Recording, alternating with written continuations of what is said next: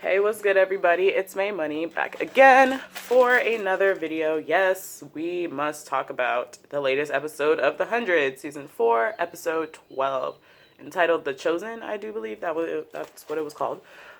My goodness, this episode, wow. First of all right, let's just get into it. Let's just talk about it. So, see you in a sec.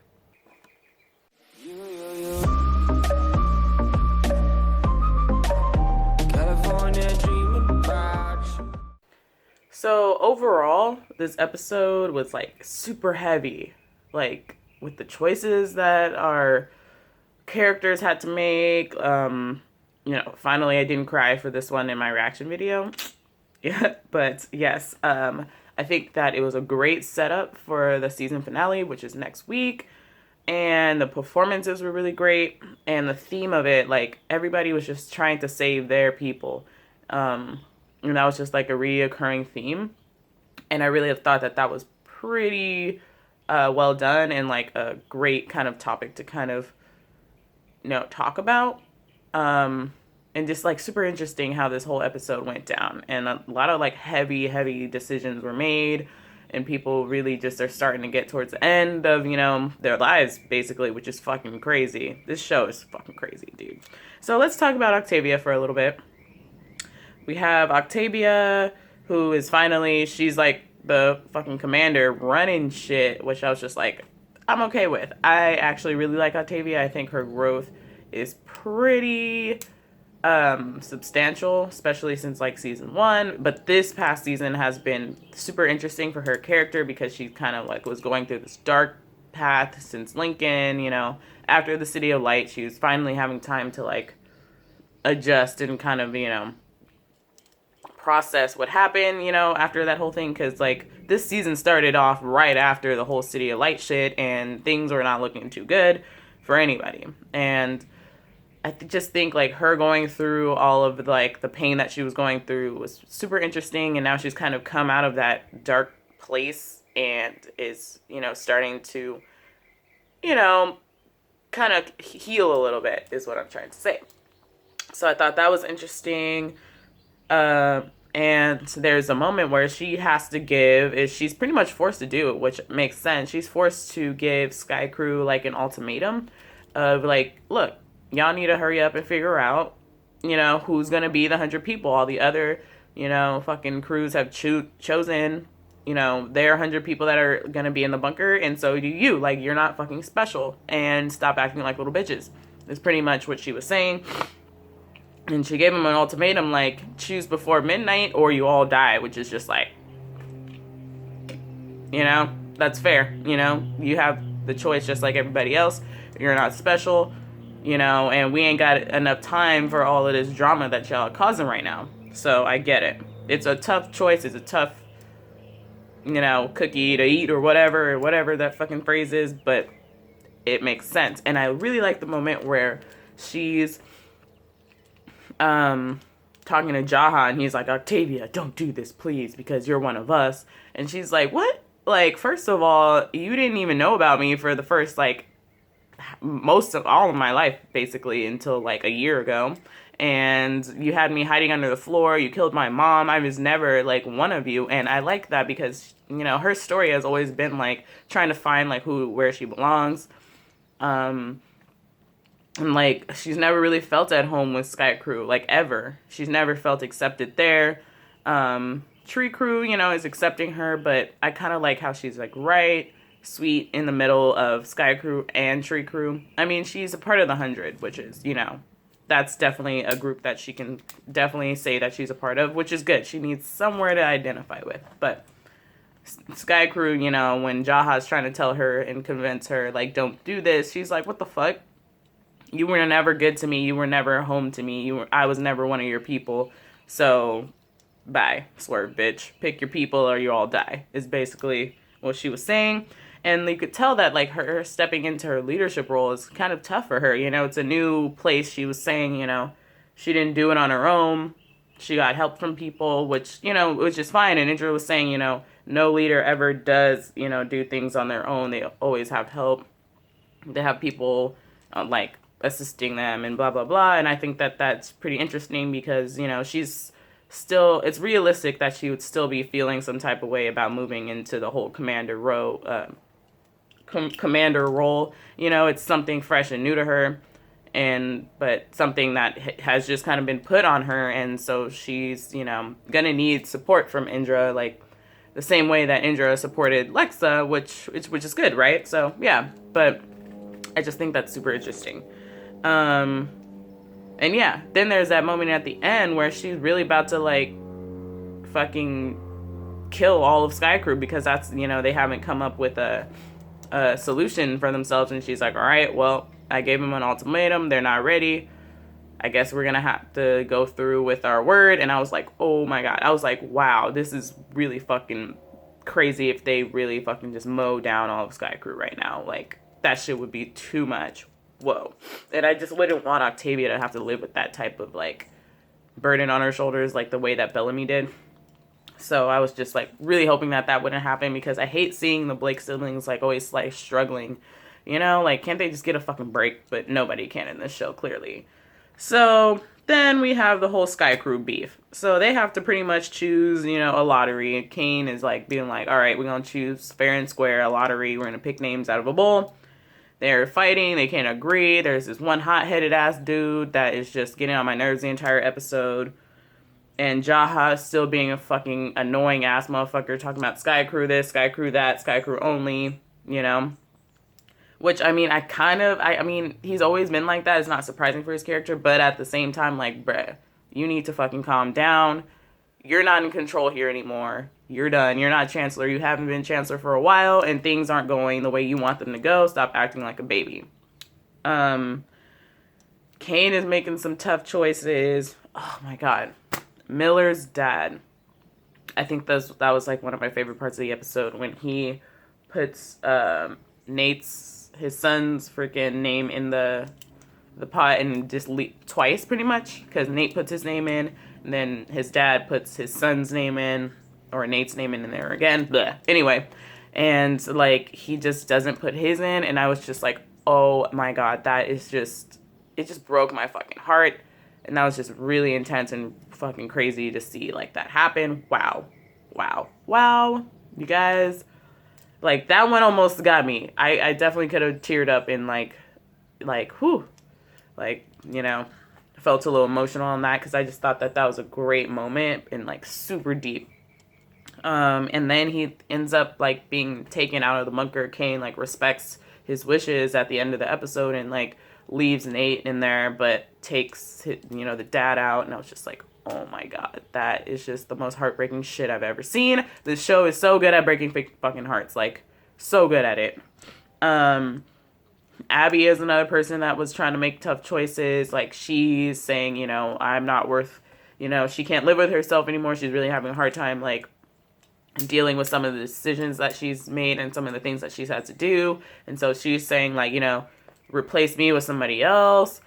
And that scene was really great between her and Kane. I really liked that, because I really like their relationship. I think it's pretty cute, and fuck. And I think that, oh man, did you guys get like vibes that might be the last time that Clarke and Abby see each other, is like in that scene where, you know, she was packing up and going to go get Raven. Like, it kind of seemed like a farewell between those two characters.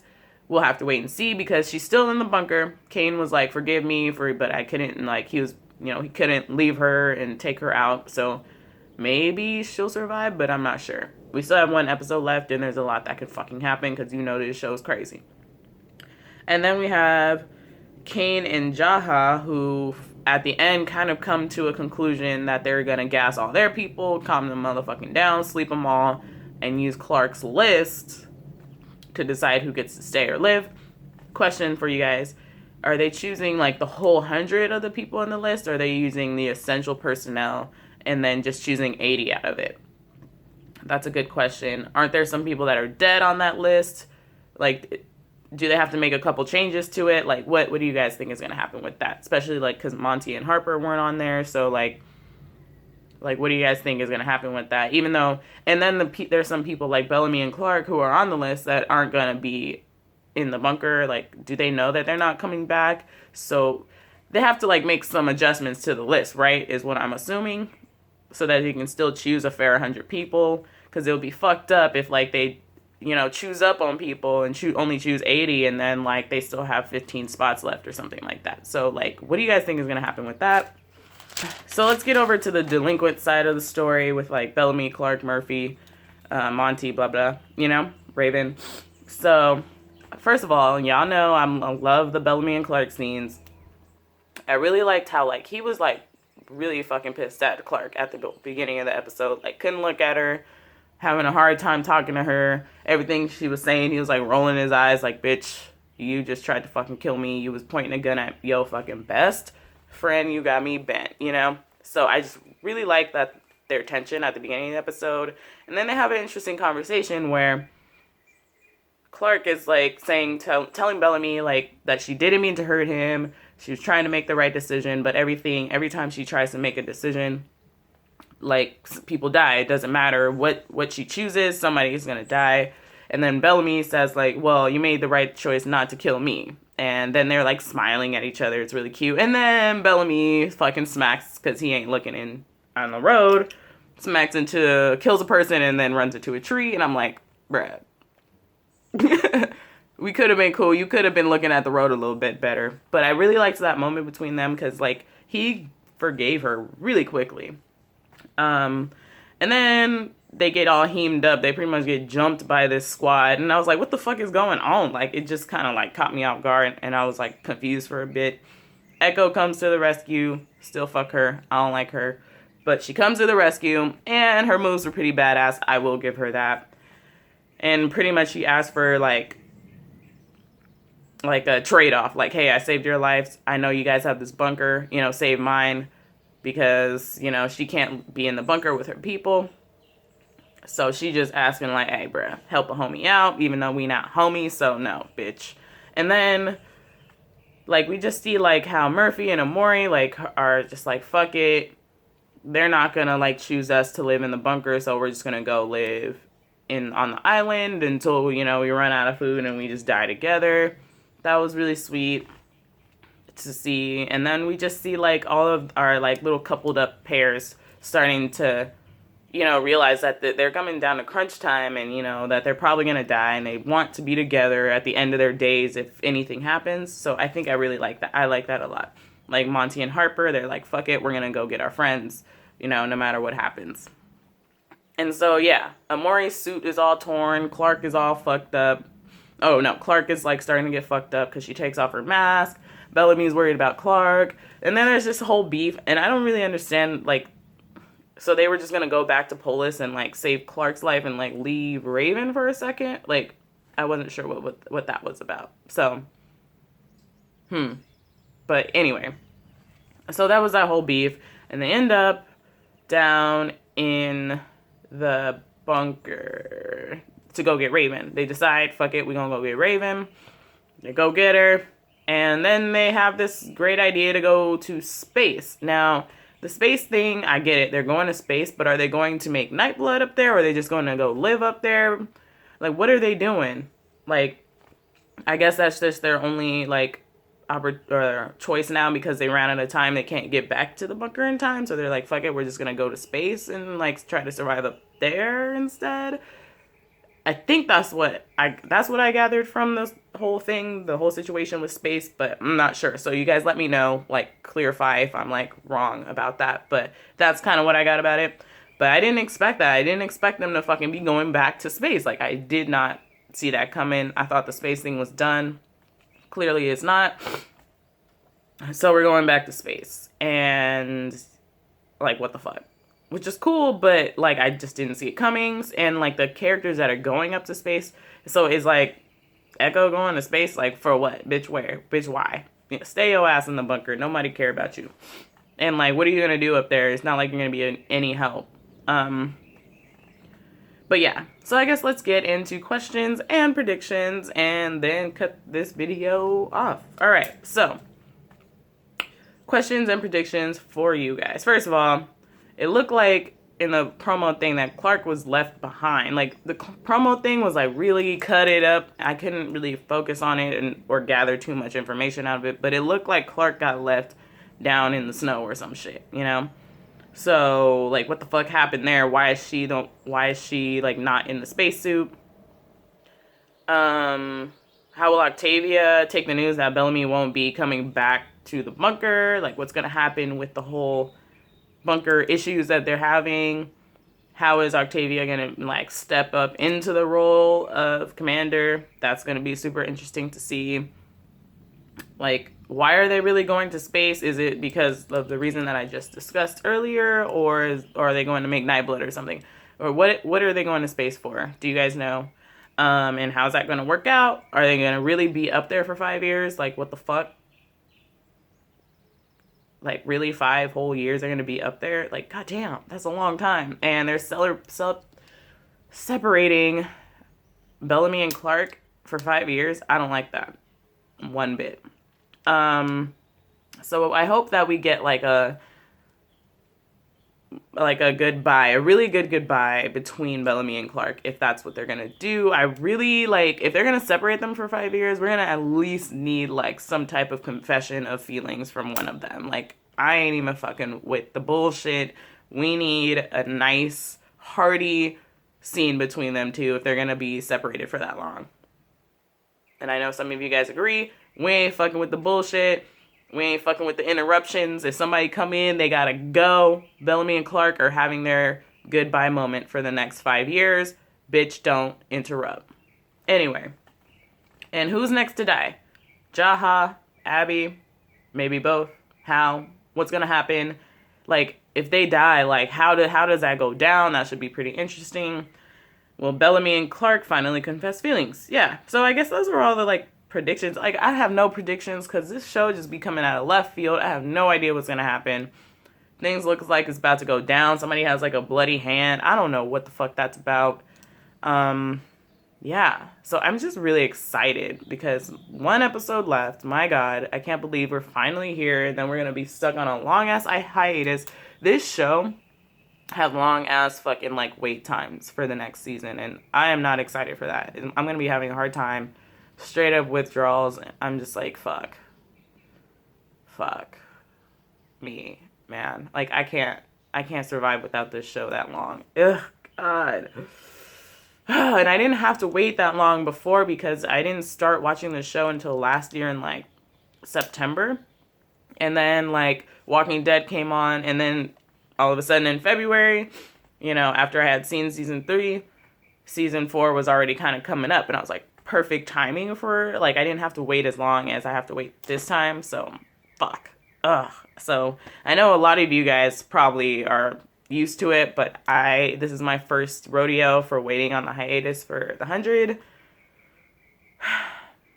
All right, so next episode, I'm also going to, so for the season finale, I'm going to a Jaguar Ma concert that goes from 9 to like midnight.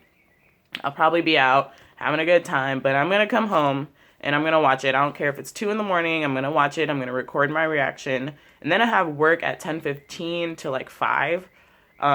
So I'll go to work and then I'll just come right home and edit it out for you guys. So it'll probably be up probably like Thursday night, sometime like around 9 o'clock at night.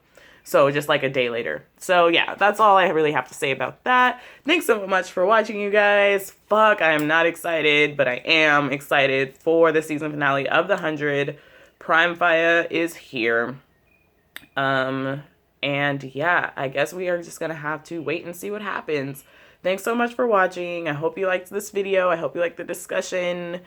I'm so excited to discuss next week's episode, and I'll definitely be doing like a season 4 in its entirety video, just like a review of the whole thing. Wow, I can't believe we're already fucking here. So yeah, if you like this video, subscribe to get more videos like this and blah blah blah, all that shit. Comment, definitely comment. That's my favorite part of this whole thing, is interacting with you guys. And follow me on other forms of social media, blah blah blah, all that good stuff. Anyway, I'll talk to you guys soon. Later.